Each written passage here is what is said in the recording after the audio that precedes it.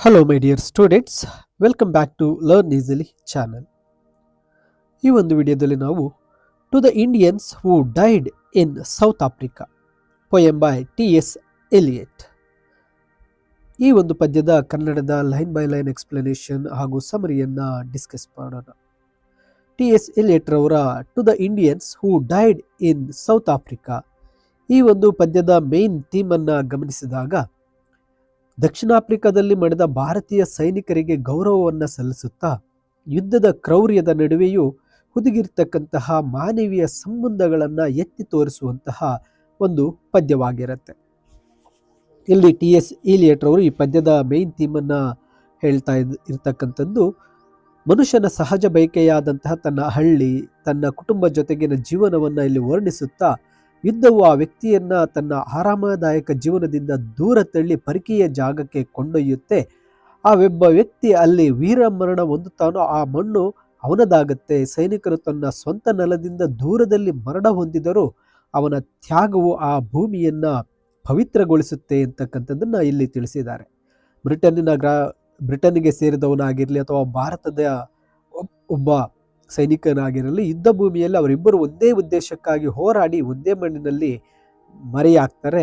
ಸಾವು ಭೌಗೋಳಿಕ ಗಡಿಗಳನ್ನು ಅಳಿಸಿ ಹಾಕತ್ತೆ ಅಂತಕ್ಕಂಥದ್ದು ಈ ಒಂದು ಪದ್ಯದ ಮೇನ್ ಥೀಮ್ ಆಗಿರುತ್ತೆ. ಈ ಒಂದು poem to the Indians who died in South Africa, T S. Eliot ರವರು ಯಾವ ರೀತಿ ಈ ಪದ್ಯವನ್ನು ವರ್ಣಿಸಿದ್ದಾರೆ ಅಂತಕ್ಕಂಥದ್ದನ್ನು ಈ ಸಾಲುಗಳನ್ನು ಕಲಿತಾ ಹೋಗೋಣ. ಮೊದಲ ಸಾಲುಗಳಲ್ಲಿ ಹೇಳ್ತಾರೆ, a man's destination is his own village, his own fire and his wife's cooking. ಒಬ್ಬ ಮನುಷ್ಯನ ಅಂತಿಮವಾದಂತಹ ಡೆಸ್ಟಿನೇಷನ್, ಗುರಿ ಅಥವಾ ಅವನು ತಲುಪಬೇಕಾದಂತಹ ತಾಣವೆಂದರೆ ಅದು ಅವನ ಸ್ವಂತ ಗ್ರಾಮ, ಅವನ ಸ್ವಂತ ಮನೆಯ ಒಲೆ ಮತ್ತು ತನ್ನ ಹೆಂಡತಿ ಮಾಡಿದ ಅಡಿಗೆ ಅಂತ ಹೇಳ್ತಾರೆ. ಅಂದರೆ ಒಬ್ಬ ಮನುಷ್ಯನಿಗೆ ಸಿಗುವ ಅತ್ಯಂತ ಸಾಮಾನ್ಯ ಆದರೆ ಅಮೂಲ್ಯವಾದ ನೆಮ್ಮದಿಯನ್ನು ಈ ಸಾಲು ಸೂಚಿಸ್ತಾ ಇದೆ. ಒಬ್ಬ ವ್ಯಕ್ತಿ ಆತನಿಗೆ ನೆಮ್ಮದಿಯನ್ನು ನೀಡ್ತಕ್ಕಂಥದ್ದು ಸ್ವಂತ ಊರು, ಸ್ವಂತ ಮನೆ, ಸ್ವಂತ ಒಂದು ಅಡಿಗೆ ಮತ್ತು ಅವನ ಹೆಂಡತಿಯ ಮಾಡಿರ್ತಕ್ಕಂಥ ಅಡಿಗೆ ಅಂತಕ್ಕಂಥದ್ದು ಸೂಚಿಸುತ್ತೆ. ನಂತರ ಸಾಲುಗಳಲ್ಲಿ to sit in front of his own door at sunset and see his grandson and his neighbour's grandson playing in the dust together. ಒಬ್ಬ ವ್ಯಕ್ತಿಯ ಒಂದು ಗುರಿ ಅಂದರೆ ಆತನ ಒಂದು ಡೆಸ್ಟಿನೇಷನ್ ಏನಿರುತ್ತೆ ಎಂದಾಗ ಆ ವ್ಯಕ್ತಿ ಆ ಸೂರ್ಯಾಸ್ತದ ಸಮಯದಲ್ಲಿ ತನ್ನ ಮನೆ ಬಾಗಿಲ ಮುಂದೆ ಕುಳಿತು ತನ್ನ ಮೊಮ್ಮಗ ತನ್ನ ಪಕ್ಕದ ಮನೆಯ ಮೊಮ್ಮಕ್ಕಳ ಒಟ್ಟಿಗೆ ಆಟ ಆಡುವುದನ್ನು ನೋಡೋದೇ ಆಗಿರುತ್ತೆ ಅಂತ. ಅಂದರೆ ಒಬ್ಬ ವ್ಯಕ್ತಿ ಶಾಂತಿಯುತವಾದ ನಿವೃತ್ತ ಜೀವನವನ್ನು ಮತ್ತು ತಲೆಮಾರುಗಳ ನಡುವಿನ ಅವಿನಾಭಾವ ಸಂಬಂಧವನ್ನು ಈ ಸಾಲುಗಳಲ್ಲಿ ಹೇಳ್ತಾ ಇದ್ದಾರೆ. Scared but secure, he has many memories which return at the hour of conversation. ಜೀವನದ ಹೋರಾಟದ ಗಾಯಗಳಿದ್ದರೂ ಕೂಡ, ಅನುಭವಗಳಿದ್ದರೂ ಕೂಡ ಆತ ಸುರಕ್ಷಿತವಾಗಿದ್ದು ಕುಳಿತು ಮಾತಾಡುವ ಸಮಯದಲ್ಲಿ ತನ್ನ ಹಳೆಯ ನೆನಪುಗಳನ್ನು ಮೆಲುಕು ಹಾಕ್ತಕ್ಕಂಥದ್ದೇ ಒಂದು ಡೆಸ್ಟಿನೇಷನ್, ಒಬ್ಬ ವ್ಯಕ್ತಿಯ ಡೆಸ್ಟಿನೇಷನ್ ಅಂತ ಹೇಳ್ತಾರೆ. ವೃದ್ಧಾಪ್ಯದಲ್ಲಿ ಹಳೆಯ ಕಹಿ ಸಿಹಿ ಘಟನೆಗಳನ್ನು ನೆನಪಿಸಿಕೊಳ್ಳುವುದು ಒಂದು ಸುಖಕರವಾದ ಅನುಭವ ಅಂತ ಟಿ.ಎಸ್. ಎಲಿಯಟ್ ಅವರು ಹೇಳ್ತಾ ಇದ್ದಾರೆ. The warm or the cool hour according to the climate of foreign men who fought in foreign places foreign to each other. ಈ ಸಾಲುಗಳಲ್ಲಿ ಹವಾಮಾನಕ್ಕೆ ತಕ್ಕಂತೆ ಆರಾಮವಾಗಿ ಕುಳಿತಿರ್ತಕ್ಕಂಥದ್ದು, ಅಪರಿಚಿತ ಸ್ಥಳಗಳಲ್ಲಿ ಪರಸ್ಪರ ಪರಿಚಯವಿಲ್ಲದ ವಿದೇಶಿ ಸೈನಿಕರೊಂದಿಗೆ ಹೋರಾಡಿದ ನೆನಪುಗಳನ್ನು ಹಂಚಿಕೊಳ್ತಕ್ಕಂಥದ್ದು ಅಂತ. ಒಬ್ಬ ವ್ಯಕ್ತಿ ತನ್ನ ಯುದ್ಧದ ನೆನಪುಗಳು ಕಾಲಕ್ರಮೇಣ ಕೇವಲ ಕಥೆಗಳಾಗಿ ಉಳಿಯುತ್ತೆ ಎಂಬುದನ್ನು ಈ ಸಾಲುಗಳಲ್ಲಿ ಹೇಳ್ತಾ ಇದ್ದಾರೆ.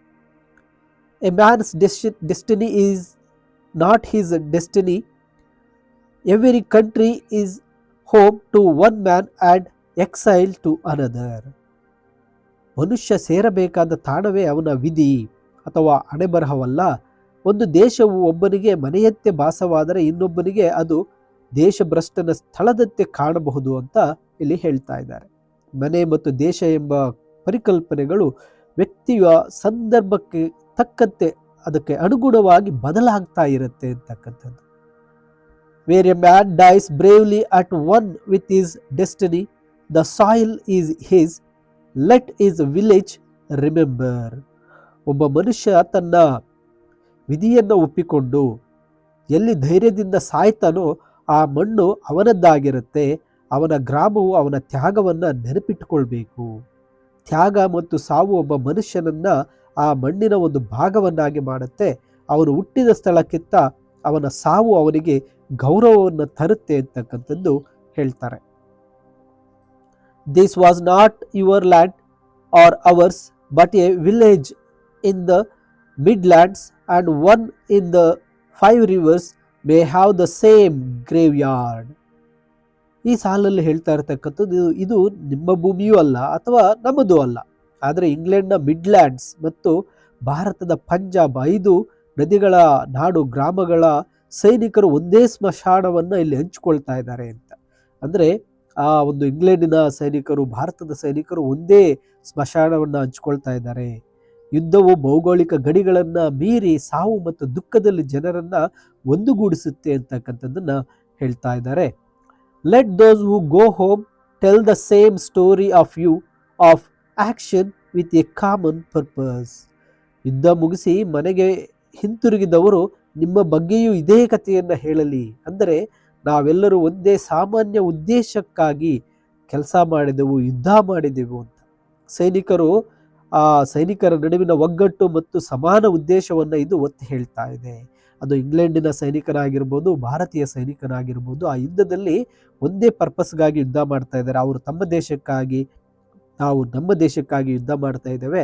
ಆ ಯುದ್ಧ ಮುಗಿಸಿದ ನಂತರ ಹಿಂತಿರುಗುವವರು ಈ ಕಥೆಯನ್ನ ಎಲ್ಲರಿಗೂ ಹೇಳಲಿ ಅಂತ ಹೇಳ್ತಾ ಇದ್ದಾರೆ.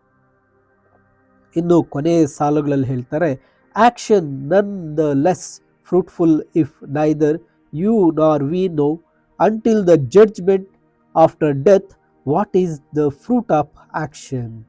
ಅಂದರೆ ಈ ಸಾಲುಗಳಲ್ಲಿ ಹೇಳ್ತಾ ಇರತಕ್ಕಂಥದ್ದು ನಮ್ಮ ಕೆಲಸದ ಫಲಿತಾಂಶ ಏನೆಂದು ಸಾವಿನ ನಂತರದ ತೀರ್ಪಿನವರೆಗೆ ಅಥವಾ ನಿಮಗೆ ತಿಳಿದಿದ್ದರೂ ನಾವು ಮಾಡಿದ ಕೆಲಸವು ವ್ಯರ್ಥವಲ್ಲ ಅಂತ. ಅಂದರೆ ನಾವು ಮಾಡ್ತಾ ಇರ್ತಕ್ಕಂಥ ಈ ಒಂದು ಯುದ್ಧ ಅದು ಸಾವಿನ ನಂತರದ ತೀರ್ಪಿನವರೆಗೆ ನಮಗೆ ಅಥವಾ ನಿಮಗೆ ತಿಳಿಯದಿದ್ದರೂ ಸಹ ನಾವು ಮಾಡಿದ ಕೆಲಸವು ವ್ಯರ್ಥವಲ್ಲ ಅಂತ. ಫಲಿತಾಂಶದ ನಿರೀಕ್ಷೆ ಇಲ್ಲದೆ ಕರ್ತವ್ಯವನ್ನು ನಿರ್ವಹಿಸಬೇಕು ಎಂಬ ಕರ್ಮ ಸಿದ್ಧಾಂತವನ್ನು ಈ ಸಾಲುಗಳು ನೆನಪಿಸ್ತಾ ಇದೆ. ಅಂದರೆ ಕರ್ತವ್ಯ ಮತ್ತು ಫಲ, ಇಲ್ಲಿ ಫಲಿತಾಂಶದ ನಿರೀಕ್ಷೆ ಇಲ್ಲದೆ ಮಾಡುವ ಕರ್ತವ್ಯದ ಮಹತ್ವವನ್ನು ಈ ಪದ್ಯ ಕೊನೆಯ ಸಾಲುಗಳಲ್ಲಿ ಹೇಳ್ತಾ ಇದೆ. ನಾವು ಮಾಡಿದ ಹೋರಾಟದ ನಿಜವಾದ ಫಲ ಏನೆಂಬುದು ಮನುಷ್ಯನಿಗೆ ತಿಳಿಯದಿದ್ದರೂ ಆ ಕಾರ್ಯವು ವ್ಯರ್ಥವಾಗೋದಿಲ್ಲ ಅಂತಕ್ಕಂಥದ್ದನ್ನು ಈಲಿಯಟ್ ರವರು ಈ ಪದ್ಯದ ಮೂಲಕ ತಿಳಿಸ್ತಾ ಇದ್ದಾರೆ. ಮೈ ಡಿಯರ್ ಸ್ಟೂಡೆಂಟ್ಸ್, ಈ ಒಂದು ಕನ್ನಡದ ಎಕ್ಸ್ಪ್ಲನೇಷನ್ನೊಂದಿಗೆ ಇಂಗ್ಲಿಷ್ ಸಮ್ಮರಿಯ PDF ವಿಡಿಯೋದ ಡಿಸ್ಕ್ರಿಪ್ಷನಲ್ಲಿದೆ, ಡೌನ್ಲೋಡ್ ಮಾಡ್ಕೊಳ್ಳಿ. ಹಾಗೆ ಇನ್ನು ಹೆಚ್ಚಿನ ವಿಡಿಯೋಗಳಿಗಾಗಿ ತಪ್ಪದೇ ಲರ್ನ್ ಈಸಿಲಿ ಚಾನಲ್ಗೆ ಸಬ್ಸ್ಕ್ರೈಬ್ ಮಾಡ್ಕೊಳ್ಳಿ ಅಂತ ಹೇಳ್ತಾ thank you for watching this video.